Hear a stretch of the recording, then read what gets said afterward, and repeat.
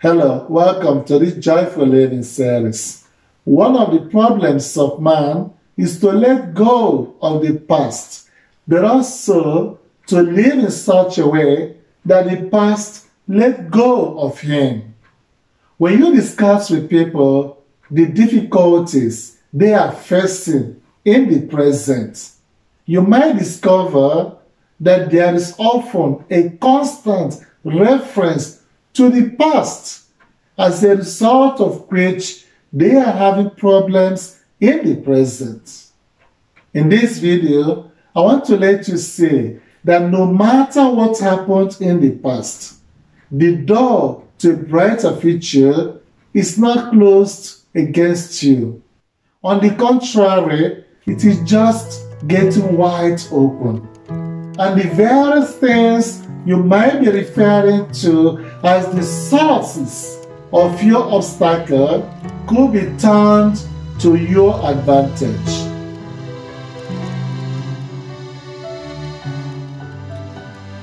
History is filled with people who have had tough situations, even made terrible mistakes, but were able to get over them.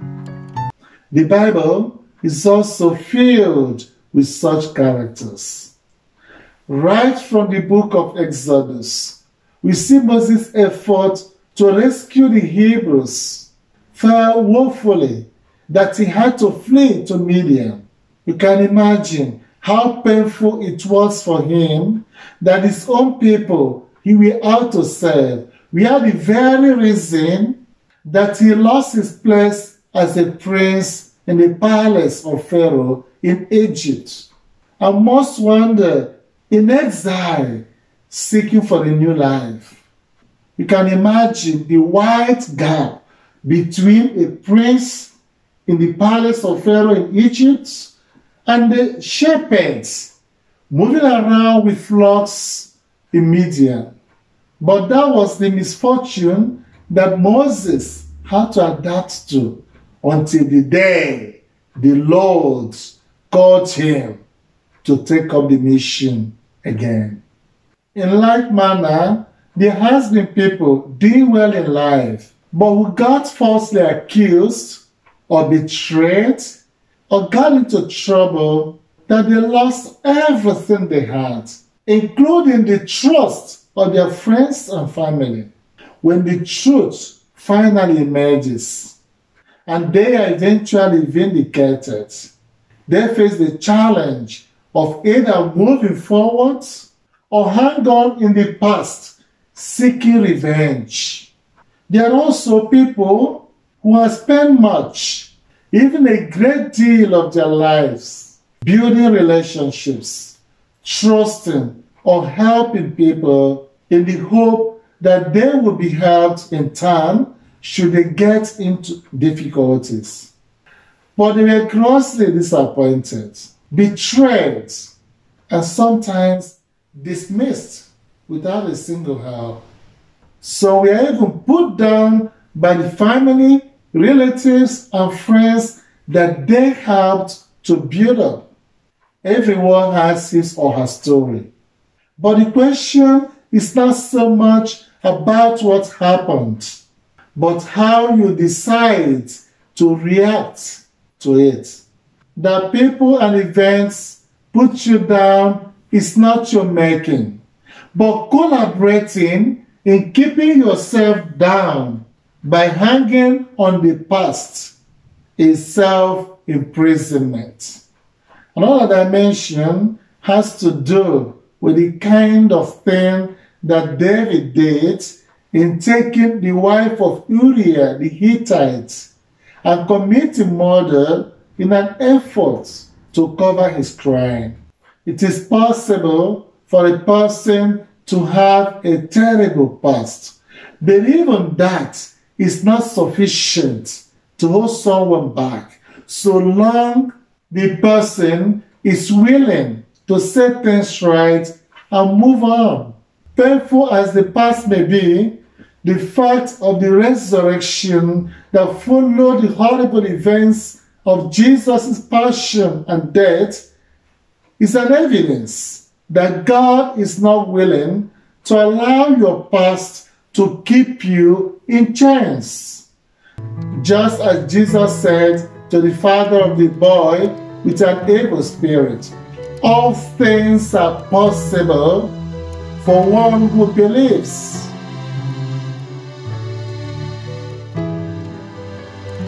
It is easy to believe that God is able to ride straight on a crooked line, that He can change every situation.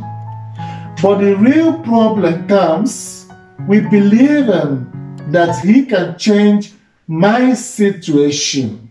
Turning that statement to a living faith is where a lot of people have difficulty. And James warns that doubt is what stands in the way of living faith. And the reason that many people do not get what they ask from God. Doubt is a common enemy when it comes to believing that God's power can be made manifest, not just in people's situations, but in mine. That is just when the mind gets overworked with all kinds of thinking, rationalizing. It is easy to find yourself helplessly engaged in all kinds of logical reasoning that only leads to fatigue and inactivity, because they all go about the past that you can do nothing to remedy. If only you can calm your mind, focus on what the Lord has done and the promise of doing the same in the present, rather than on how difficult the past has been.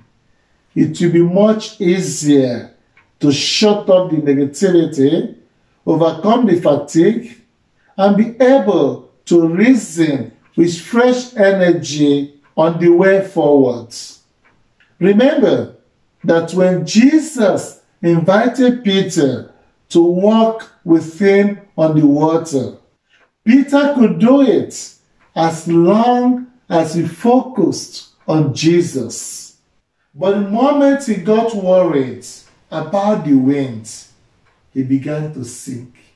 You therefore have to always choose between focusing on the past that hurt you or focusing on Jesus and what He's able to do for you in the present to create a better tomorrow.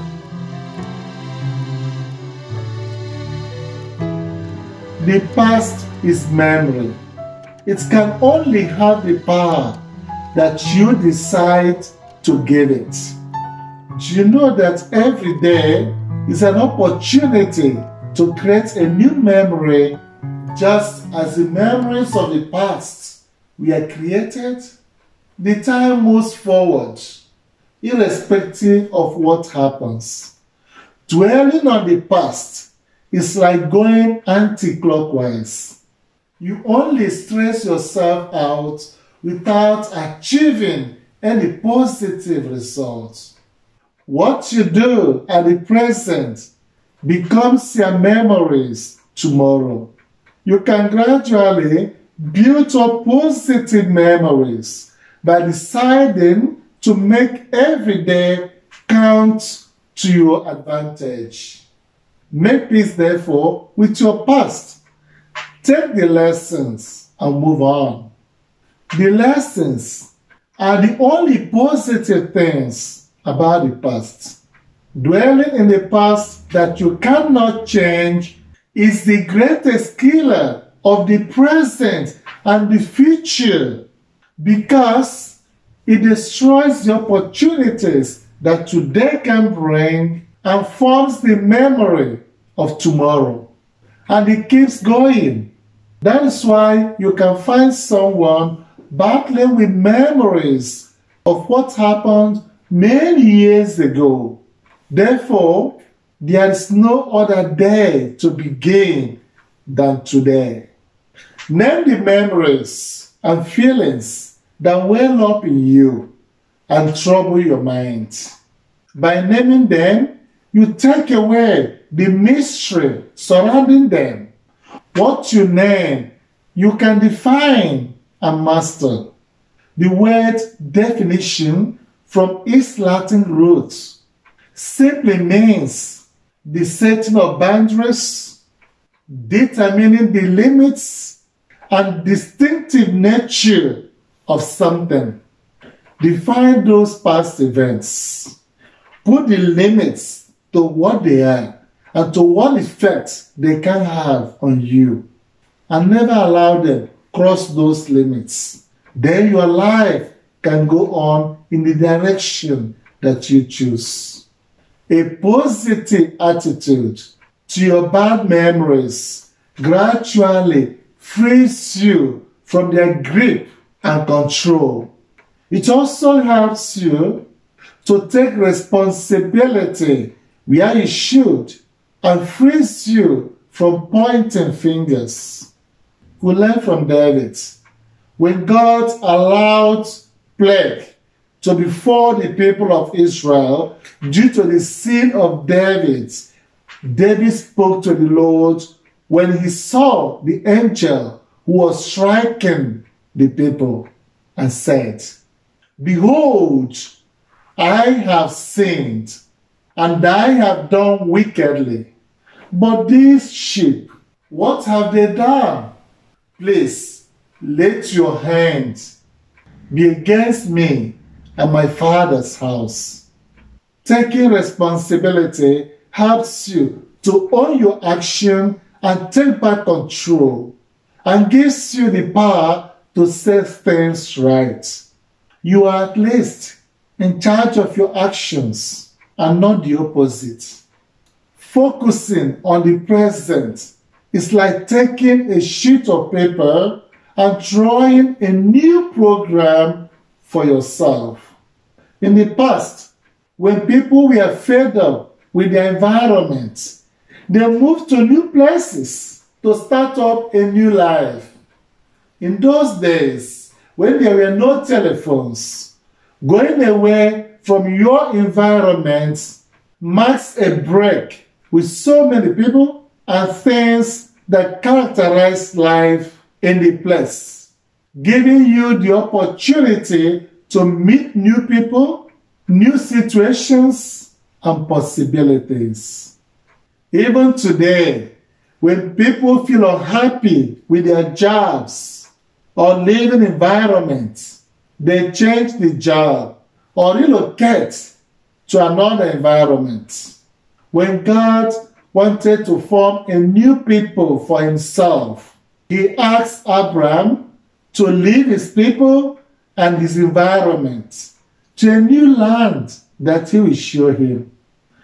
Disconnecting with things, people, and experiences that hang you to the past, even if it means for a while.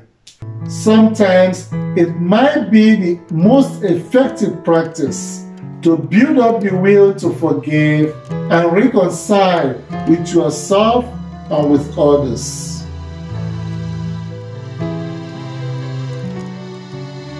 People have allowed the tongues of people who have no right to what happens in their lives to negatively affect them. When someone is unwilling to help you, what right has the person to castigate you? Love leads to assistance, not rejection and punishment. And anyone that is unwilling to love you and help you to become a better person should not be allowed to destroy you.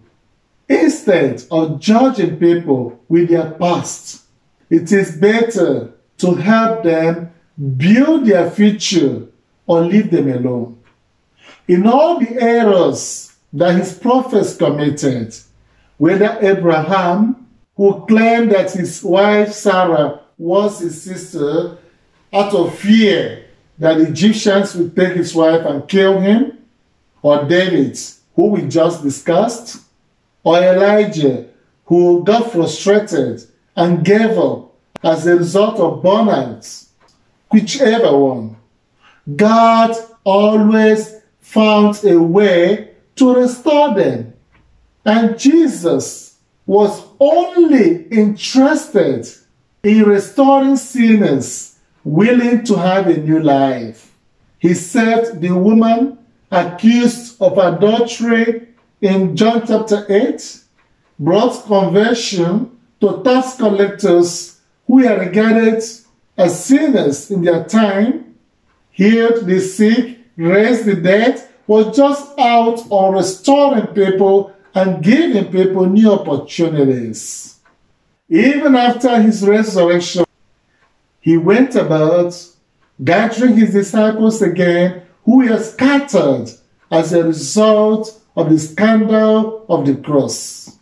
He did not go blaming or punishing them, but he tried to give them a new beginning in the new life of the resurrection. Resurrection means a new life, different from the old. Paul said that our resurrected bodies will be glorious. Prior to the resurrection is death to what was old. Let your hurtful past die with Christ on the cross, so that your new life and new experiences can begin.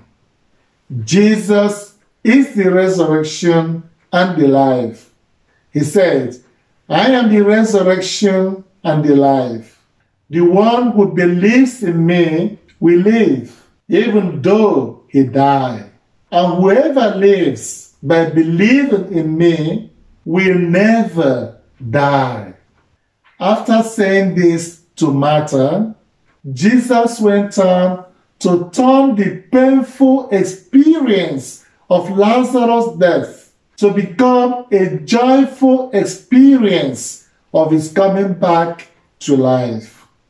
I pray that your painful experiences of the past undergo death on the cross of Jesus Christ, so that you may rise to a new joyful living with his resurrection.